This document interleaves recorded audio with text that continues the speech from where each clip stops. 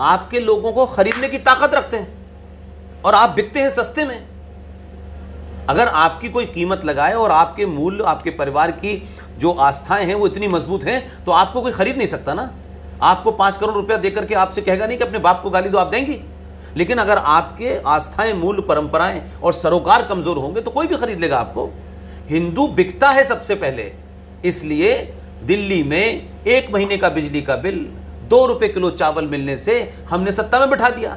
अब वो हज हाउस बना रहा है, अब वो मुसलमान मौलवियों को तनख्वाह दे रहा है, अब रोहिंग्या मुसलमानों को बसा रहा है। तो आप चिल्ला सकते हैं, तो भी वोट तो हिंदुओं ने दिया था।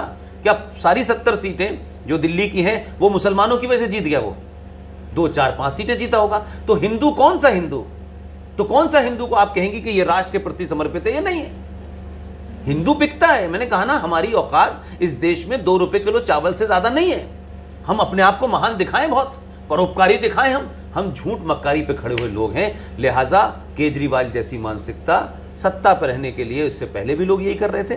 इसीलिए इस देश में माइनॉरिटी कमीशन बना, इसीलिए इस देश में वक्फ प्रॉपर्टी एक्ट बना, इसीलिए इस देश में स्ट्रक्चर कमीशन बना, इसीलिए इस देश में एजुकेशन बोर्ड ऑफ मुस्लिम बना, इसीलिए इस देश के संविधान में धारा 14 का उल्लंघन करके धारा 25 से 30 दी गई। वो दलालों की कमी नहीं है। हिंदुओं में सबसे ज्यादा दलाल मिलते हैं, हिंदू जल्दी बिकते हैं। इसलिए आज की पीढ़ी के सामने सवाल यह है कि हम किसके साथ खड़े हों। इसलिए मैं ये मानता हूं कि एक कई लंबे समय के बाद, 700-800 साल के बाद, पहली बार भारत के नौजवान हिंदुओं ने अपने हिंदू होने पे नफरत नहीं है, कॉम्प्लेक्स नहीं है, उन्हें गर्व है। उतनी हजारों साल की जो सभ्यता है वो आपको ताकत देती है कि आपके पूर्वज कौन थे। सब आपके पूर्वज बिकाऊ नहीं थे। लेकिन इतनी लंबी मेहनत के बाद जो आज की जनरेशन में लोग आ रहे हैं, उस वजह से एक नया नैरेटिव हो रहा है। इसलिए आज आप ये सवाल पूछ रही हैं। 10 साल पहले तो ये सवाल भी नहीं लोग करते थे, एमयू के बारे में जानते ही नहीं थे।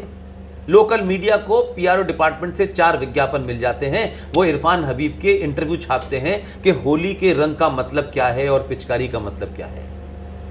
तो दवा तो आप क्या है, वो कभी नहीं बिके।